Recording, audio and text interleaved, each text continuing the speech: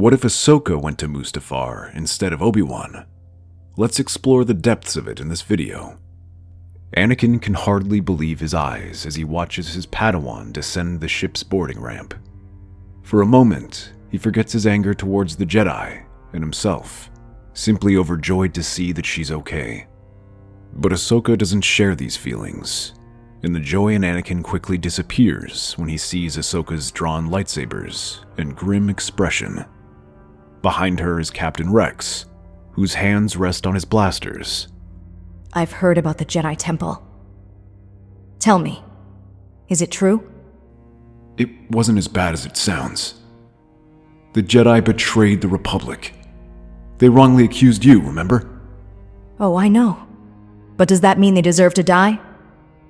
How could you do this? How could I do what? Bring peace and security to the galaxy?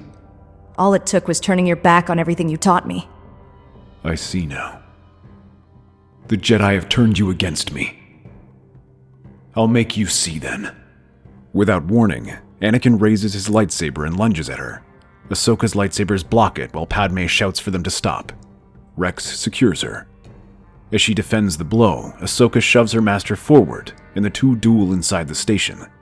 Ahsoka doesn't give Anakin the chance to regain the initiative and charges at him. She picks up momentum by leaping from wall to wall until she's little more than a blur. Their lightsabers cross a dozen times as they move deeper into the facility. While fighting, she glimpses the broken bodies of the CIS Council and shudders. How could you think this is okay? Anakin feels his rage burning. He had expected this from Obi-Wan and the Jedi Council, but Ahsoka was supposed to be the one person who understood him. He unleashes a barrage of attacks, driving Ahsoka back. The dark side around him grows stronger. This begins to warp and shatter the room plates around him, pushing Ahsoka on the defensive and leaving her struggling to maintain her balance. Anakin rips off some floor panels and hurls them at her, making Ahsoka dive aside, but weakens the room's structure. Obi-Wan's turned you against me. I know it. He sent you here to stop me. He hasn't done anything of the sort. And I'm glad he isn't here to see what you've become. This is too much for Anakin to take, and he lets out a scream, unleashing all the dark powers that have been building inside him, and releases a shockwave that rattles the room. The ground suddenly gives way underneath Ahsoka, who can only scream as her body falls from the space station. As her body disappears, the rage Anakin is feeling disappears in an instant, and he shouts her name. He leaps onto a mining droid and follows her down to try and save her. Fortunately, Ahsoka manages to avoid the lava river, but she hits the hot ground where the embers catch on her clothes. She screams in pain and tries desperately to pat it out. Anakin rushes to her side and extinguishes the flames, but the fire has already left her face and body burned. Taking her in his arms, he picks her up and carries her back to the ship with Padme to receive medical attention. Rex is reluctant, but agrees to take them away when he sees how serious Anakin is. The medical droids say that they can stabilize their conditions, but Ahsoka is left with serious burns. While they are resting, Anakin leaves to get some fresh air. Once alone, he receives a transmission from Palpatine. Anakin, I've heard of your success on Mustafar, but why have you not reported to me? There were complications, Master. My Padawan attempted to stop me and was seriously injured. I had to take her to a medical station. You did not finish her off. Anakin was stunned by that question and immediately shook his head. Kill her? No. Why would I do such a thing? She's one of the people I want to save. She is your last link to the Jedi. To become a Sith, you must sever it. Palpatine ends the transmission, and Anakin finds Rex with a blaster pointed at him. So that's it then. After everything you two have been through, you're just gonna betray Ahsoka? It's how it has to be. Things change, and we need to change with it. That's never how we did things, General. We made the changes we wanted to see, not blindly following orders like a droid. Careful, Commander. It's Captain now. I resigned from my position when I saw what it would entail. You know, Ahsoka could have left. I told her, begged her not to come here. but she insisted she find you and make sure her master was okay.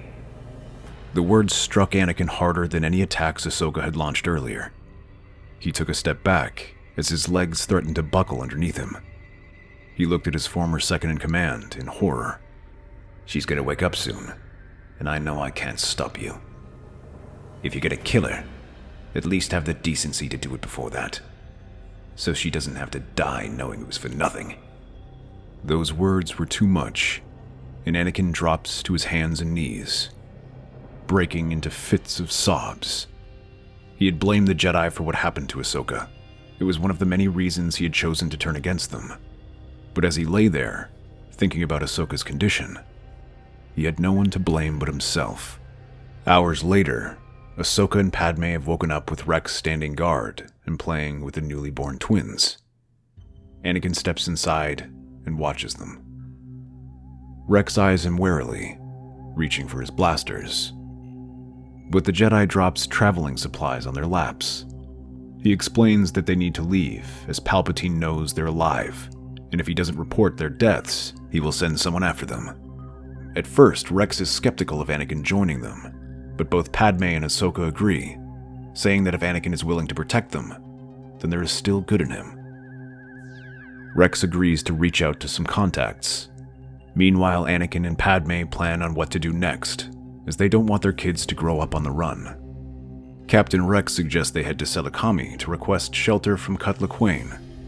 As a deserter, he has no ties to the Empire and has actively avoided getting involved. Plus, his farm would make for a good environment for the twins. He already contacted the farmer who agreed to let them hide with him temporarily. Their small group journeys to Selakami, where they lay low for a few weeks. Anakin helps in the workshop, repairing machines, while Ahsoka and Rex help as farmhands. Padme takes care of the newborns while in recovery. As they work, Rex also spends his time trying to make contact with other clones who weren't affected by Order 66, trying to piece together an organization. Their lives are quiet, giving Anakin the peace he did not realize he was missing. He was so obsessed with changing the galaxy that he forgot about his happiness. Not only did he not have to deal with those worries, he had the people closest to him by his side. Ahsoka notices these changes and talks to him. Anakin feels a wave of guilt washing over him. Though most of the burns have healed, they left several scars. In contrast, Ahsoka seems happy to see Anakin enjoying his life. She notes that he hasn't seemed at peace in a long time. Padme always wanted this life. To go far away and not have to worry about the Republic. Truth be told, now that I'm here, I don't know why I didn't go along with it. It is a peaceful place. I wouldn't mind spending a long time here. However, the peace doesn't last. Imperial forces arrive to reassert control over the planet. They begin enforcing travel restrictions and new regulations that pressure Cut to leave. As a clone, Cut could never get the necessary chain codes. Anakin offers to help as he has experience in the black market. Although risky, they give it a shot. Anakin and Ahsoka head into the city to search for smugglers to help them. Anakin uses his skills as a mechanic, offering to repair ships that don't have registration for a small fee.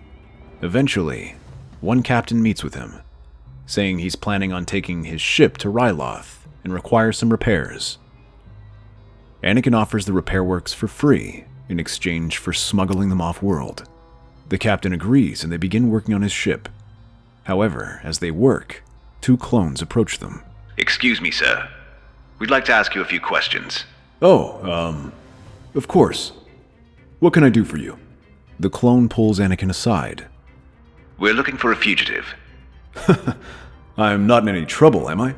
No, but your friend matches her description. Pookum's here? No, that can't be right. I've known her for years. Surely you're mistaken. There are a lot of Togarutas here. Not with burns like that. We might need to take her in for questioning. The clones attempt to push past Anakin, but he grabs their forearms and draws himself up. Listen, those burns were caused by a repair accident. Nothing illegal about that. Now, unless you have a warrant, I don't think we have any more to say. Understood. As they leave, Anakin immediately knows that they are onto them. He relays this news to Ahsoka and the others. If they try to come back, they'll be arrested. So they decide to travel separately with Cut and the others making for the smuggler's ship while Anakin and Ahsoka create a distraction. They take a land speeder towards another entrance where they are stopped by an Imperial checkpoint. This time, they are stopped and ordered to stand down. The two of them raise their hands above their heads and disembark just as the troopers surround them. However, with one flick of their wrists, the pair pull their lightsabers from the back seat. In a blur of movements, they destroy the clones' weapons and unleash a shockwave of the Force, which sends them flying. Those who are too far away are quickly taken out by Rex, who emerges from the back seat. Cut. I hope you and the others have made it to the ship. Not quite. Although we haven't run into any trouble. Seems like your distraction worked. How exactly do you plan on getting off-world? Oh, don't worry about that. I already have an evac plan. He ends the transmission as more clones arrive. Ahsoka and Anakin fight side by side, watching each other's back while Rex fires behind them. Feels like old times, doesn't it? I think you and I remember those times differently, sir. Just keep an eye out. Our ticket off-world is going to be here soon. In the meantime, we have trouble. He points towards a group of bark speeders approaching in the distance. The trio reposition themselves in a circle, ready to meet this threat. The clones on their speeders, led by Commander Neo, begin circling them and firing their blasters at them. As the troopers surround them, the three take cover behind the land speeder, preparing to make their final stand. However, a shuttle appears from the clouds and begins pouring blaster fire on them. Anakin and Ahsoka take this chance to shove their land speeder forward and slam into the nearest bark trooper. This forces the others to scatter as the shuttle lands, revealing Clone Force 99. The trio quickly boards the shuttle and departs before the clones can reorganize. They see the smuggler ship containing their friends leaving the atmosphere as well, and tell them that they'll meet them on Ryloth. While back with Clone Force 99, they discuss Rex's findings. Rex explains how some clones had misgivings about Order 66 and were arrested for it. He says that he's going to try and save as many clones as he can. The Bad Batch all agree to help him, as does Ahsoka. However, Anakin seems reluctant. General, I could use your help in freeing my brothers. Rex, this is your fight. You have more help than I could possibly be. I'm not sure what I could do. Omega sees Anakin and notes how scared he is. I'm not scared for myself, kid. I'm scared for my family. I have a wife and children. For once, I've tasted peace. I want my kids to enjoy that feeling, without having to worry about whether their father will live or die. To his surprise, Rex places a hand on his shoulder and assures him that it's okay. I understand, General. You're like Cut. You've got people depending on you. But just ask yourself, is this something you can turn your back on? Knowing what the Empire is, and the world you're making for your kids. They agree to drop Anakin off on Ryloth, and provide him with contact information if he changes his mind. A few days later, Anakin and Padme reunite on Ryloth with Cut, but to Anakin's surprise, neither seems happy. As they leave the port, Anakin can see why. There's a massive occupation force here, no different than Selukami. As Anakin watches the Bad Batch's ship depart, he turns back to see a column of clones marching down the capital. Doubts begin to spring into his mind about his decision. That's our theory. The Star Wars universe is a galaxy filled with exciting stories and possibilities, and we love exploring them. If you want to accompany us on this journey to a galaxy far, far away, then please like, share, and subscribe to our channel.